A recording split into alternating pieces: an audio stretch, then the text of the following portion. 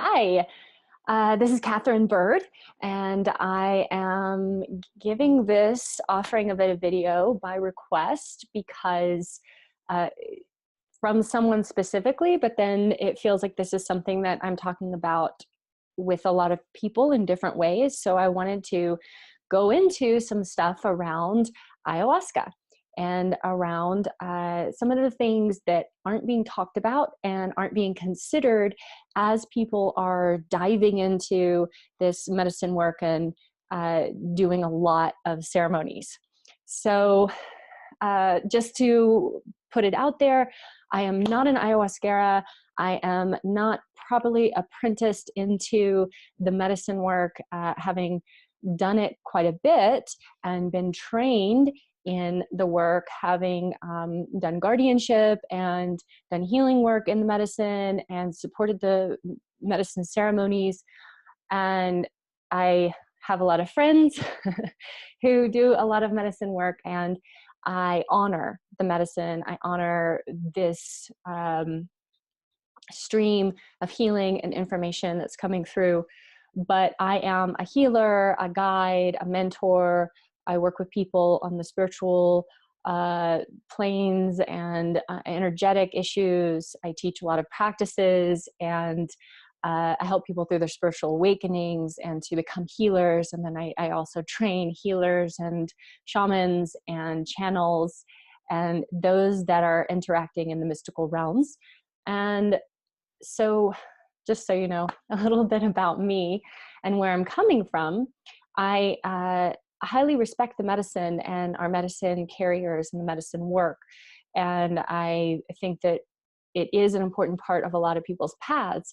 But I also have noticed that there's not a lot of information that is given regarding medicine or what it might be doing energetically, these different things. Like, it feels like there's not a lot of information out there that people are getting from the practitioners and the shamans that they're working with.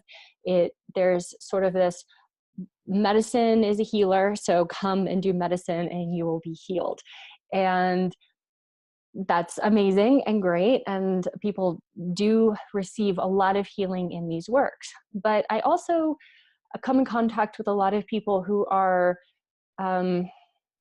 either they have a super hard time in the medicine, it doesn't ever get easier, and it is very draining. It takes a lot out of them, and they think they're doing it wrong. I also come into contact with a lot of people who have experiences with spirits and beings in the medicine, and they're not sure what to do about that, or they think they're doing it wrong. I come in contact with people who are having channeling and mediumship experiences in medicine. They might not even be aware that that's exactly what's happening, but there's no discussion in the groups. There's no discussion from the leader that this is even a thing. So they think they're doing it wrong. And these are just some of the things. So I just want to offer a couple of other little pieces and some places to go into introspection around this. First of all, ayahuasca is a purgative. So it causes you, obviously, to purge, to release, to let go of, and it is a clearer, right? It's clearing you out. We see that there's the actual physical purging, the vomiting coming up. You're also purging through crying, through maybe laughing, through yawning and shaking, and having memories. Also, when you see all these memories coming through and coming up, this is a way that we're purging, releasing these things from our bodies, from our energy fields, and so on. And so as I've been tuning into from this, like from the Taoist perspective of purging, if you're going to purge and let go, there is also a need to tonify and bring in. And there's a lot of purging happening and not always a lot of consciousness around the tonification process. Now, if you are ill and you need to purge, you know, if you look at from an herbalism perspective, and this can be from Chinese medicine or from Western herbalism, you wouldn't give someone a purgative unless they really needed it. They were very sick and they really needed to throw up and get rid of something, right? Otherwise, you're giving them something that's actually going to deplete their system, right? Every time that you release and let go, you're actually depleting something. And you might be releasing and letting go of stuff that you need to let go of, a poison, but you're also depleting yourself in a certain way as well at the same time. So it is very important that there is some consciousness around tonification, around drawing energy in, around collecting energy, both beforehand so that the body can handle, the energy system can handle all of this releasing and letting go in such a short period, intense period of time. And then afterwards, that there is a nurturing and bringing in energy, which is why I feel that it's very important to be engaging in energetic practices where there is an intention towards bringing in light, to bringing energy into the body through a Qigong system that's bringing energy into the body, storing it in the body, holding energy in, sourcing ourselves from below and from above, and filling ourselves up, filling our tank. A lot of times we come to medicine work because we don't love ourselves. And we can learn to love ourselves through medicine, but it's outside of medicine where that comes into real play. Are we actually tonifying, bringing the energy into our lives that we need by being around positive people and positive experiences and eating well and drinking enough water and sleeping enough? And from a Taoist perspective, just to talk about the yin and the yang, right? We have the yin and the yang. So when we're having this hyper spiritual experience where we're seeing things, we're seeing our visions, we're having all of this stuff happen, in order to do that, the system has to actually deplete the yin. So this would be kind of the nurturing earth sort of stuff. So we could say that the yang is sort of the up here, right? We want to activate this stuff up here that gives us this heightened spiritual awareness. But in order for that to happen, our yin is depleted for this heightened experience. So when our yin is depleted, that is not so super supportive of our physical body health and vitality. When our yin is depleted, we need to sleep and rest and eat well and nurture ourselves and be on the earth and do the things that bring energy in. And that way, bring this yin energy. This is soft, nurturing energy. So the interesting thing also is that your yin is being replenished most when you're sleeping at night, and especially in these hours between 11 and 1.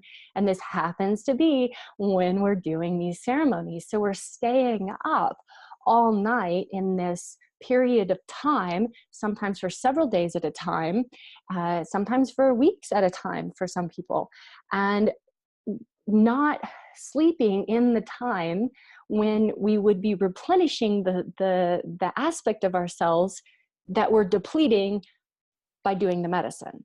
So over time, we can become very yin deficient and feel kind of dried out, and like our kidneys aren't being supported. Our physical body life is not being supported. So it can feel extremely depleting to be in this process. And a lot of people think that like, oh, there's something wrong with me because of that. Well, we're not sleeping at night, we're not replenishing ourselves, and we're having this spiritual experience, which is actually depleting a part of our system. So you're also fasting.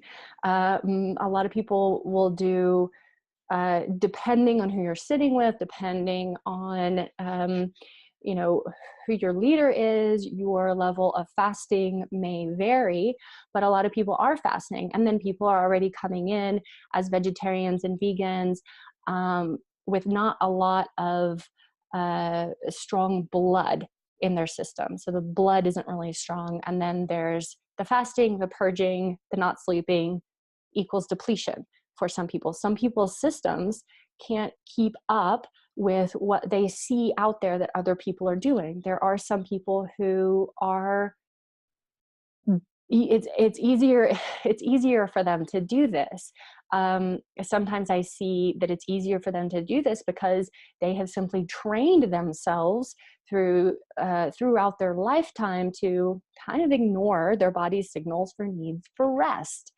And so they just don't rest as much. And then it's almost easier for them to get into this work because they just don't rest. And so their body's used to overriding these signals. And so I think that, I might be wrong, but I think that this is also, that might mean that it is sometimes more challenging for women to be involved in this work very intensely because of this whole yin aspect, right? We are more yin. We are built on blood. Blood is what nurtures a woman. And so these things are being depleted throughout this work. So it's important to look for the ways to replenish these things. And so through blood, that would be either eating some meat or, things like beets. There's different kinds of herbs that you can be taking that are going to replenish your blood when you're not sitting. And then also sleeping, getting a lot more sleep. I know a lot of people who will have ceremonies on the weekends and then they have jobs. So they basically stayed up all weekend and did this really intense work. And then Monday morning, they're back at work. And then they might be sitting again the next Friday. So if this is the case, it's very hard to catch up on the amount of sleep to be able to replenish yourself and to nurture yourself in a significant way. It can, over time, be very depleting. And so sometimes afterwards, there's a natural lull. There's a natural low that goes out. You had this amazing experience, and then as the body's seeking its homeostasis again, is trying to balance itself, there's a natural lull that comes back in. A natural, sometimes feels like depression or just exhaustion in some ways. And it is very important at these times to be resting and eating nurturing foods and not coming in contact with a lot of super stressful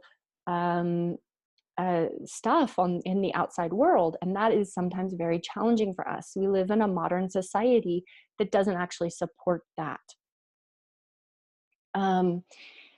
The thing is that when this work came to the world, it was done in the forest with tribes. They're barefoot, they're in the river, they are deeply, deeply, deeply connected to the earth.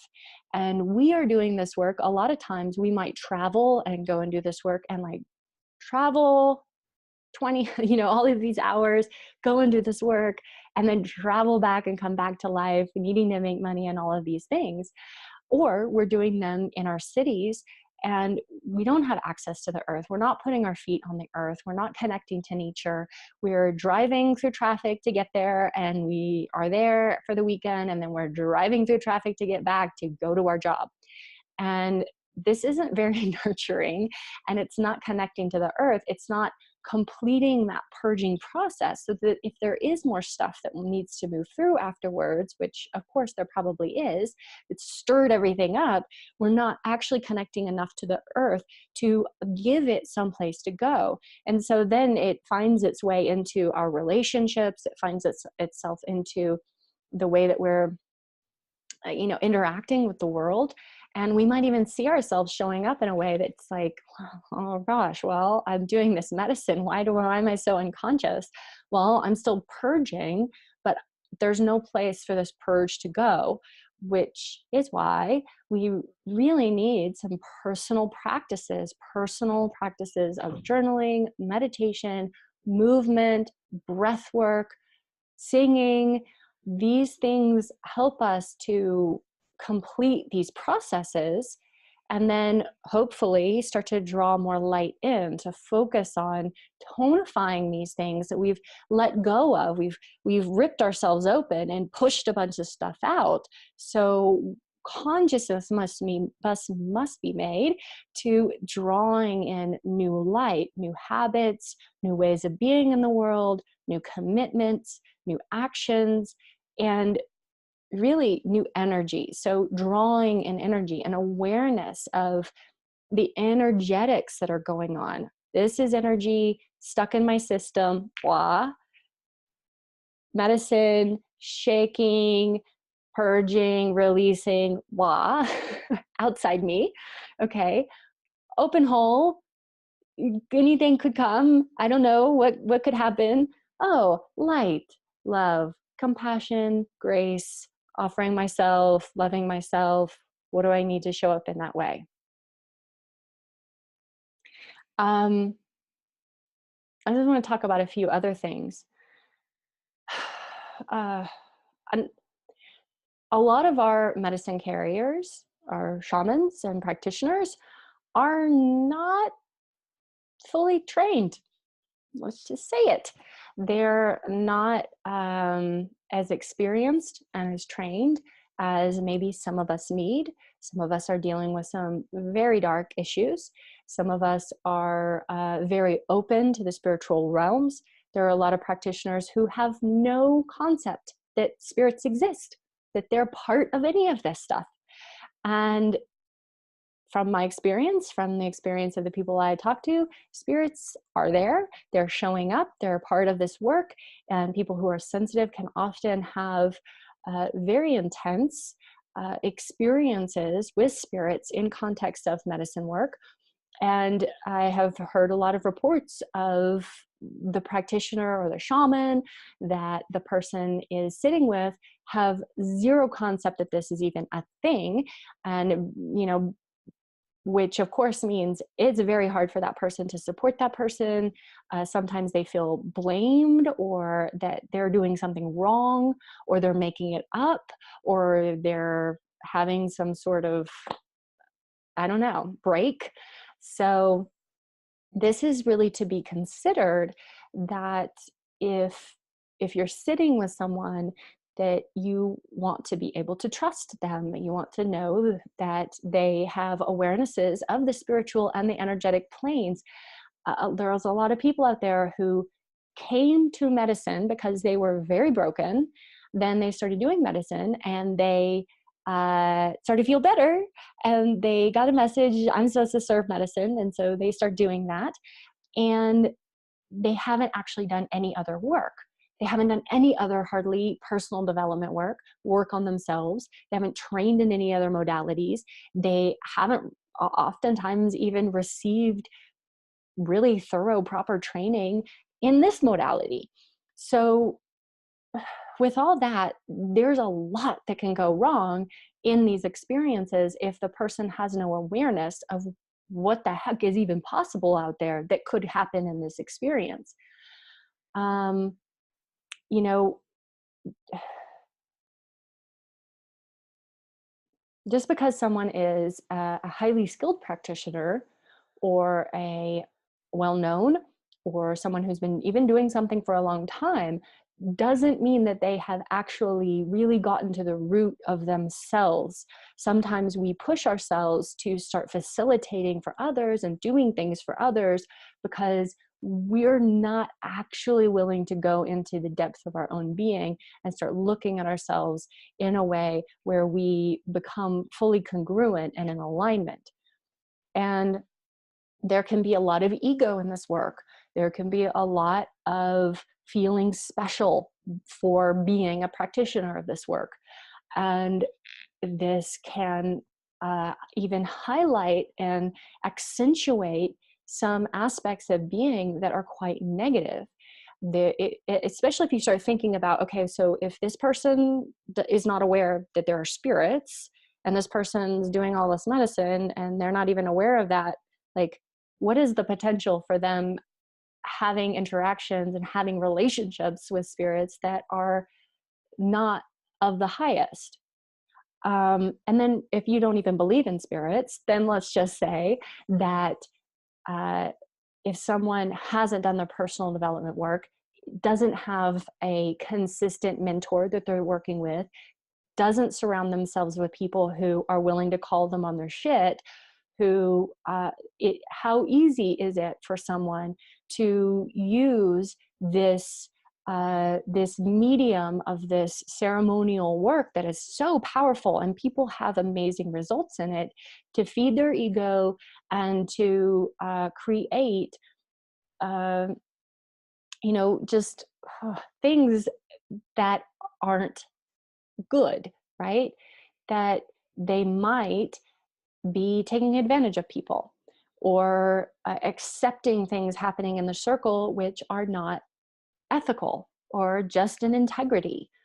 And, frankly, I have seen a lot of misogyny and sexual abuse and just inappropriate stuff in different places. And, I get phone calls from people who have had experiences all over the world with this. And so this is a thing, it's a real thing. Just because someone is a practitioner, a shaman, whatever, does not mean that they are infallible or that you should trust them implicitly. Hopefully you find someone that you can trust completely with your healing and completely with your evolution and your growth. Find that person for sure. But just because someone shows up that way doesn't necessarily mean that they're fully in alignment with who they even say that they are, and that there's not the potential for something going wrong. So if you ever feel like, trust your gut and trust your intuition, trust your internal guidance over these things, and to reach out and to accept help. And this is also coming into this piece around, a lot of times it is not discussed enough. I don't know if it's ever discussed enough, how much integration that sometimes this work needs. You go in, you do all of this really deep, dark, heavy work, and then somehow we've gotten into our minds that we need to be going like every week, and we need to be just constantly ripping and shredding ourselves, and this is going to be my healing, and this is how I'm going to get through this thing. And sometimes go ahead and go rip your stuff apart, but then give it space, give it time. You are a beautiful flower unfolding as you should. You don't need to be ripping the petals open before they're ready.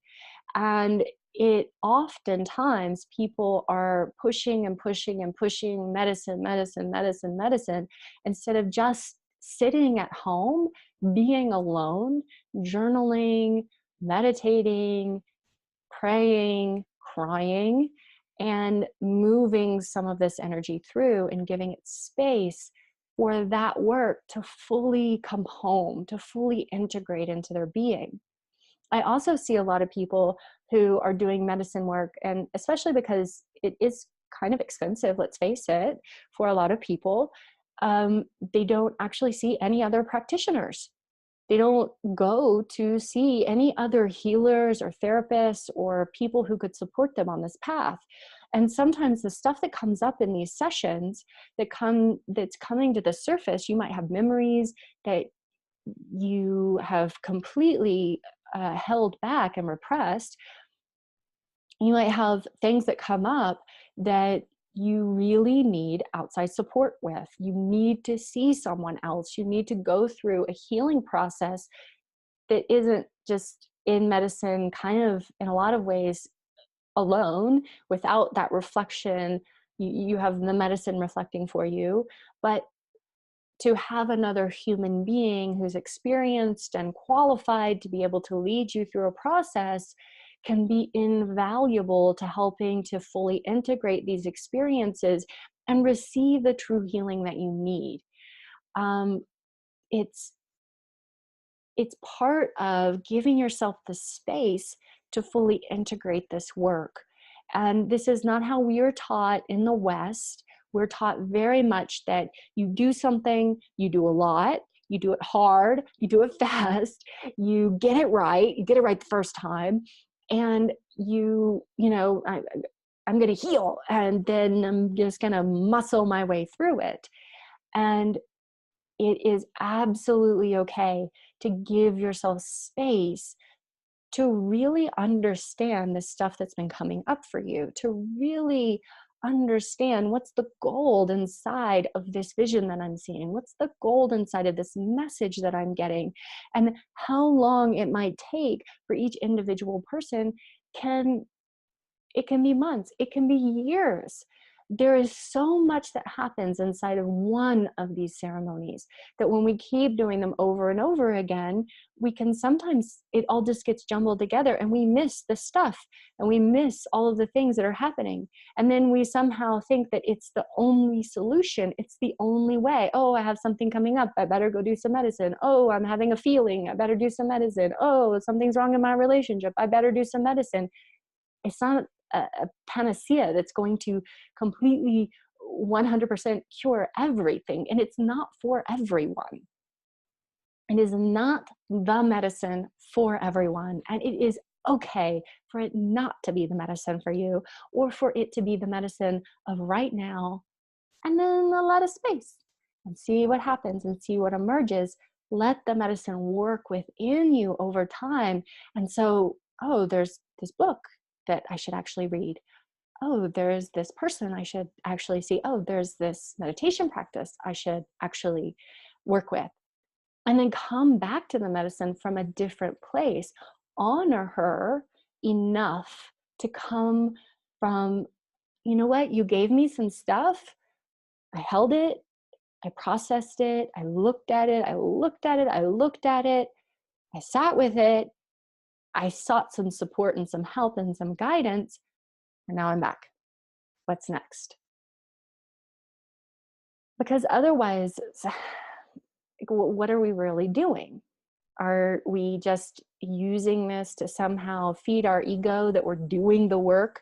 We're not actually really doing the work. Are we using it as some sort of crutch to get us through things, to pretend that we've got our shit together?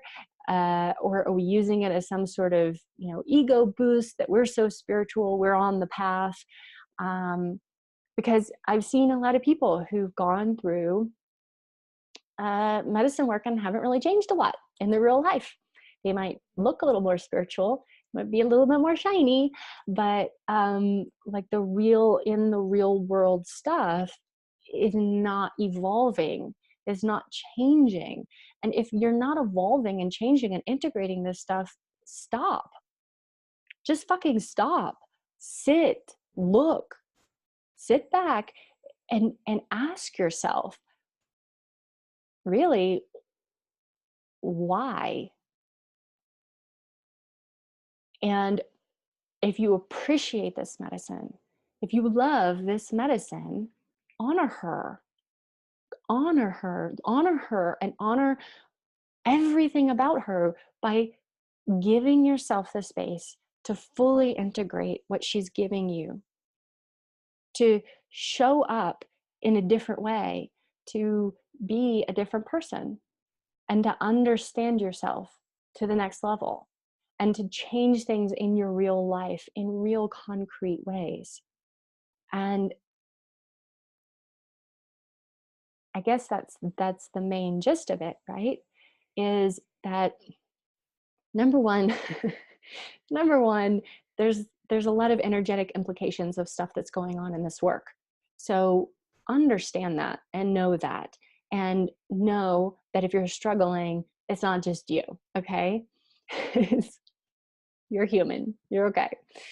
Number two, understand that there's a lot of bullshit out there, and that there's a lot of misrepresentation, and there's a lot of ego. So understand who you're with and who you're sitting with and who you're offering this is your spiritual body, your energetic body, your physical body. You are giving up to this, honestly. So know Do your research, check it out, trust yourself. And then also integrate this stuff. Really, really, really integrate this stuff. Um, I know a lot of people who are called to the medicine. I know a lot of medicine practitioners, and it's like, once you've been called, it's like, well, I have to sit constantly. I have to keep, this is my path. This is my mission. This is what I'm doing. And if this is you, amazing, incredible, go for it. Um, Please do some other trainings and stuff, and do some other inner work besides this. Like, uh, uh, look from other mentors and teachers that can instruct you and be fucking real with you about when you're not in being in integrity. And but for most people, they're not on that path. The path is not to be a medicine carrier. So don't push yourself to do medicine as much as the person whose path it is to eventually be a medicine carrier. That doesn't even make sense. If you're supposed to be there to find out who you are and to be that in the world, do that. There's no need to keep up with the Joneses and fucking ayahuasca. All right. Your path doesn't have to look like anybody else's in that entire circle. You might go one time and not go for 3 more years before you're ready to go again. You might be going quite often because this is your path. If it is your path, get some fucking energy practices under your belt. Get some personal development stuff. Get some therapy. Do some inner work as well. And that's what I have to say. That feels like a lot. So I hope that this is helpful. I hope that this sparks some awareness within you if you've been struggling in this work, or you have questions about this work, or you've been having stuff come up around this work. Yeah, I just hope it's helpful.